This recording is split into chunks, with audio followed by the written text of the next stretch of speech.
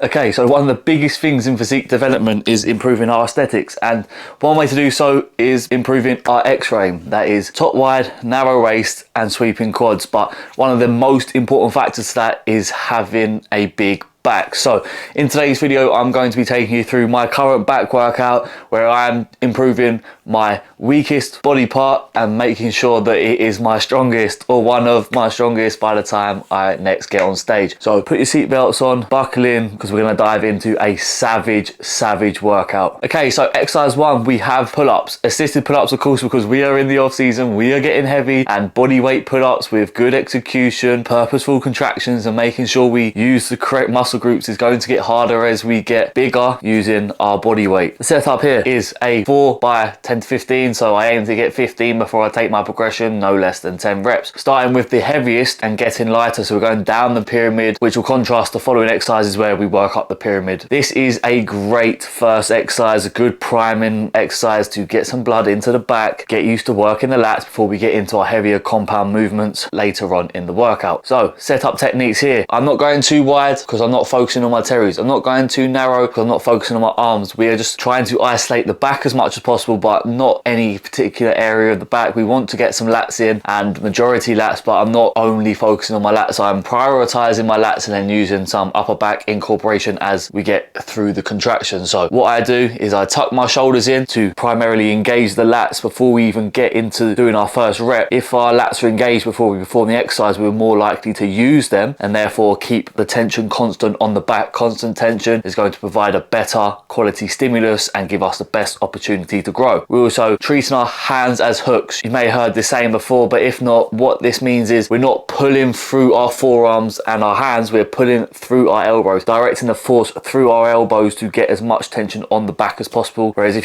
you just pull through your hands, you'll get a lot of bicep ache and your forearms will be burning before you've even stimulated your back. So to get as much work through the back as possible, we're treating our hands as hooks, using wrist wraps to allow us just to let our hands go loose and just focus on driving the movement through our elbows to get the most work through our back. We are not CrossFitters. We're not treating this as how many reps can we get. We're treating this as how best can we train the back and work the back musculature. So we're not throwing ourselves up and dropping back into the hole. We are pulling ourselves up, really squeezing our back at the top of the contraction. Exaggerate it because it is very easy just to pull yourself up and throw your chin over the bar to complete the rep, but you just want to pull and squeeze, control that change in direction, and then slowly come down through the eccentric, keep that tension on our back, and then when we hit the bottom of the movement, we're not letting our traps and shoulders elevate, we're keeping them depressed, keeping our scapula retracted to make sure we're pulling through our back. We're stretching our lats at the most lengthened portion of the exercise, but we're not elevating our shoulders, as this will take tension off the lats. We're not stretching more here. This is full range of motion. This is tension on the traps and the delts, which is not what we want. So scapula retracted, that is full range of motion, and our back fully extended. Okay, so we move on to our second exercise of the back workout, which is barbell rows. Simple bread and butter, meat and potatoes of the workout. So we're working up in a 4 by 10 here. Again, elbows, not hands, driving our elbows back and retracting our scapula as we pull to get full flexion through our back muscles. And although this is moving a bit faster than the pull-ups were, we're still controlling the weight down through our elbows and not just dropping the weight down and flinging it back up. We're keeping a good momentum and just working through, rocking through scapular protraction and scapular retraction to get a greater range of motion through the back. What you don't want to do is be standing upright by the end of your rep, because obviously that is going to be a shrug, but I do come up a little bit as I pull, as this is where I feel it more in my back and less in my lower back and erectors. Of course, we're going to get some erector stimulation through the hip hinge, but I feel I connect better with the back as I pull up and pull into the row. I'm making sure that when I do come up a little bit to complete my rep, I am returning to that hinge. I'm not just staying up like this and just shrugging back. I'm coming down into my hinge and then pulling back up and letting my hinge elevate a little bit towards the top of the rep. Each their own. Play around with the different levels of hinge. Don't stand upright, we're not working our traps, but if you can comfortably stay in that hinge position like a pendulé row style, without touching the ground, unless you wanted to incorporate a pendulé style row into your workout, then just play around with it and see what works best for you. Okay, so we move into into exercise 3 here, and this is my first time using this machine. It is an Arsenal strength T-bar row. Another hip hinge. We're getting that erector work in. My full back will be complete. There'll be no missing lower back by the end of this off season, that is for sure. Similarly to the previous exercise, a 4x10 pyramid, increasing weight as we go up. Again, making sure not to be stood upright by full contraction, and we're using a neutral and closer grip here, so we're going to be incorporating more lats than the previous exercise. With the first two exercises, I wasn't prioritizing one area of the back, getting work into the back, not overcomplicating it in our first two exercises, because now the back is warm and we can start to prioritize, target and isolate different areas of the back to get a complete back workout. So here is going to be more lats, so elbows are tucked to the hip. I've used this before in previous videos, but if you haven't heard of this analogy, it's the chicken analogy, the chicken wing analogy, however you want to word it. I coined it myself. I don't know if there is a real terminology for it, but I call it the chicken wing analogy for your lats. The further your wings spread, the higher up the back you are training. So tuck your elbows, tuck your wings, and you'll be using more of your lats. Lower down your back. As you start to flare and as you start to spread your wings, you'll be working higher up your back until you reach around here, which is going to be rear delts and traps. So with that in mind, we are tucked in, neutral grip, elbows tucked to the hip. We're trying to put our elbow in our pocket. You may have heard that term as well. These are simple mental cues to help you know what you were doing when you were doing certain exercises and why they have their place in the back workout. So we're hinged, we're elbows tucked, we're driving into our hip. We're not fully retracting our scapula because this is more of a lat biased exercise. So elbows to the hip, working the full range of motion of the lat, not the entire back. We're coming all the way down, but we're not letting our lats relax and our shoulders come in front of the body and take the load. We're staying in our active range of motion in regards to the lat. Very, very much so enjoyed this exercise. I'm going to be enjoying running up in the future weeks. It was savage. But that is 3 exercises into the workout, and we move on to my favorite exercise in exercise 4. And this is the seated prime row. Similarly to the T-bar row, we are working more lats here, and we're not hinged, so we are better equipped to isolate the lats because we haven't got to bear the load through our erectors as we are seated with a chest support to pull ourselves into the machine and really work through the range of motion of the lats. Again, a 4x10 here, and you can see that I have it loaded on different sections of the prime kit. Have it roughly in a 2:1 ratio, with more being loaded on the top peg, which is the beginning range of the exercise, and the rest in the mid range, not in the end range. This is because the lat works in this way, so the resistance profile of the machine matches the strength profile of our lats. So our lats are strongest in their extended position, and as we flex they become weaker. So having a slight drop off in load as we get to the weakened state allows us to complete a full contraction while getting the most load in the areas where it can be bared. So we're completing full contractions. We're really making sure our contractions are purposeful and the execution of the exercise is smooth, as we're not struggling more as we get to our full contraction. We are keeping equal strength throughout because the weight drops off when we get weaker. So I put my seat up a little bit higher to work lower down the back. Of course, lower seat we're going to be encouraged to be higher up, like I said with the chicken wing analogy, and then higher seat we're going to be encouraged to drive further down, allowing us to better work the lats. And then what I do with the prime equipment is I perform a rest pause on my top set. I'm in the off season, so I have better recoverability and better recovery capabilities, so I can add a little bit more volume, tag a little bit more volume to really push past the initial point of failure. That is the importance of intensity techniques in growing phases, because we can push past that initial point of failure with these techniques, either force reps with a spotter, length and partials, just working in that length and range, like I said, where we are stronger, so we will fatigue slower, or with things like drop sets and rest pauses. So what I do is I finish my set, count to 30 or have 30 on my watch, and then what I do is I load a bit more into that top range because we have fully worked the short and we are more fatigued in that state, and we've still got some left in our length and range, so we can load it more here and then really exaggerate the strength profile and really push past our initial point of failure. And that leads me on to my next exercise, exercise 5 of the back workout. New kit alert. Once again, my gym has stocked up on some new kit, so we are taking our training to the next level. I was using the Panata row instead of this prime row to get work done in my mid to upper back, as the way the Panata row arced. Similarly to this, we're starting low down and we're driving up. So as you can see, if we're bent over and driving up, we are working higher up the back, and we've done a lot of lat work in the preceding exercises, so it's only right to complete the back workout. We have some isolation, we have some focus, and we really target the upper back here. But I'm using the narrow grip because I still like to stay tight, because rowing out here is going to be more effective at growing our rear delts instead of our actual back itself. So in here, driving back and then really thinking thinking about driving up and really exaggerating that retraction of the scapula, trying to make our shoulder blades touch. Imagine putting something between your shoulder blades and trying to snap that thing. So you're driving back and squeeze to really exaggerate that full concentric contraction. Similarly, when we get into our eccentric, I mentioned before about not protracting, but this time we round our thoracic spines. We're not rounding our shoulders, we're rounding our back, our mid back. So we've got your cervical spine, your thoracic spine, and your lumbar spine. Lumbar, lower back, cervical is around your neck, and then the majority of your spine is your thoracic spine. So we're trying to really exaggerate that thoracic rounding and stretching out our back, but over the chest support to get a full range of motion through our upper back, because we're not focusing and isolating our lats here, so we can come a little bit more off the lats and more into the mid and upper back. Same again, 4 sets. This time we're going 15 reps, because like I said, we really want to exaggerate that concentric squeeze. So we want to use a lighter weight, and we increase our rep range to make sure that the quality of execution in those reps are higher and more targeted to the upper back, rather than just using momentum to throw the weight back. We're really squeezing and keeping constant tension on the back through the entirety of the set. Again, like the previous exercise, this is a pin loaded one, so it's a lot easier not moving around the weights. But we finish our top set, we count to 30. I've gone from the mid to beginning range, which is a mixture of loading the lengthened and the middle of the movement, to fully in the lengthened. So after the 30 seconds, we're in our strongest position, and what we're doing here is the weight drastically drops off now, so we can really squeeze once we've fatigued previously. Like I said, these intensity techniques, especially on the prime equipment, are just really going to take your training to the next level if you have the recovery capability to do so. Don't do this at the back end of a diet phase or in your prep, because it's going to be counterintuitive to your goals. I'm trying to grow muscle, I've got recovery capabilities, I'm trying to take my training to that next level, therefore I implement these into my workouts. Okay, for exercise 6 and 7, my final 2 exercises of the workout, I use the mag grip attachment. I absolutely love this attachment. It is a bit wider than the V grip. The V grip is great, very old school, but I find that I'm putting a lot through my biceps and I can't really comfortably work through my full range of motion, whereas I still want to be tight and locked, and that mag grip just really allows me to open up and flex my lats and engage my lats a lot better. So this is what I do, and this is shown in exercise 6, the seated cable row. What I am doing here is making sure not only to pull back but to pull down. So on the prime seated row, the movement arc of the machine naturally comes down a little bit, so you just have to pull with the machine. But in this exercise, although it's on a cable, it is free moving, so we want to drive back and down. So back to engage our back, and down to really emphasize the tension being placed on the lats. I'm not doing this as a specific lat exercise, but I want to use the lats as much as possible. Pulling down gets as far down the lat as possible, as just pulling up here, we're working our upper to mid back. High rep range again, because we are really trying to take that volume and take the mickey with that volume, because I have found the most growth in my back working in those higher rep ranges and working in those higher volumes. That is what has worked for me, and myself and my coach Brad have really pushed the volume in my back training and only seen benefit from it. And if you can recover from more, then more is going to provide more. If you can't recover, more won't provide more. It's only linear if you can recover from the extra volume. So 4x15 pyramid up in weight. Like I said, shoulders and traps depressed to minimize their involvement and their contribution to the movement, and then we're driving with our elbows, hands as hooks, strapped in, back and down to get as much through the lats as possible. And then when I use the mag grip for my rows, I thought, why not give it a go on the pull down too? And I have never looked back since. We got a 4x12 pyramid of mag grip pull downs. This is unbelievable, because like I said about pulling down and back with the row, we can really do this with the mag grip on the pull down. We can really come down and drive into our hip and really get that squeeze and full concentric range of motion, full concentric contraction through our lats. Again, we're not flaring out and pulling back, we want to tuck in. You may find this is hard if you don't have good scapular mobility, but if you do find your elbows coming up, you really just want to focus on depressing your shoulders, because depressing your shoulders will allow you to get more comfortably tucked. Depress your shoulders, tuck your elbows, even puff your chest up to really get into that deepest contraction. So we're coming up, and as we come down, pull your body through the gap between the mag grip. So we're not just pulling down, we're pulling through. And if you can incorporate that sort of mental cue towards your reps, you will find you can more comfortably get into that pocket of the hip, and you also find that you're using your back a lot more than your arms. If you're just simply pulling through your arms and you're not using any of your body to guide the movement, you will find that you'll get a lot of forearm stress, a lot of bicep stress, a lot of rear delt stress as well, because you're leading through your humerus and not through your back. So what you want to do is, as you come down, you want to come down, back, and pull yourself through. It's a pull down at the end of the day, so you're pulling the weight down, but you're also pulling yourself through, and and by pulling through both directions, you will get that maximal contraction, that maximal stimulus, and give yourself the best opportunity to grow. And what you'll see is at the end of this exercise, what I do is I sit in that length and range for a good while just to really stretch through my back. I can't perform any reps, so what I've done is I've got off of the machine, kneeled on the floor so I can get an exaggerated range of motion, still not letting my shoulders elevate, still locked in. I'm just stretching my lats maximally and just playing around with a little bit of movement just to get the motion really just see off my lats before we conclude the workout. And that is that. That concludes my back workout and how I have absolutely blown up my back. I'll leave some pictures here of how my back used to look to how it looks right now, and this is due to not only the exercises that I do, not only the reps that I do, not only the sets that I do, but also the mental cues that I implement into my training to help me mentally perform the exercise, and then the physical setup techniques to make sure that I am getting work through the intended muscle and prioritizing the areas of the back that I want to prioritize in those certain exercises. So I hope you did find this useful. I hope you also enjoyed the video. If you did, be sure to leave a like, subscribe to the channel if you haven't already, click that notification bell so you don't miss when we upload, because I do these regularly. I take you through my current workouts, I take you through my exercises, my setup techniques, the mental cues, all this stuff. I'll literally walk you through my workout step by step, so why wouldn't you want to get involved? And then as well as that, if you want to learn more about me, I take you through how I personally work in the off season. So these are more informative style videos, my personal videos, weekly vlogs of my off season. You can see not only me talking it, but you can see me walking it. I can talk the talk in these videos. My weekly vlogs are me walking the walk, because I'm not only imparting some knowledge onto you and helping you to grow your best back possible, I'm doing this myself. I'm putting my money where my mouth is. I'm doing these things to grow the best physique possible. So like I said, like, subscribe, click the notification bell, leave a comment down below of some of the videos you want me to do in the future. Any video ideas are always appreciated. I want to do stuff that you like and I enjoy making these videos. Share it to a friend. Everyone wants a barn door back. Everyone wants a big X frame. Everyone wants to be wide this year. So like I said, hope you enjoyed the video and I'll catch you in the next one.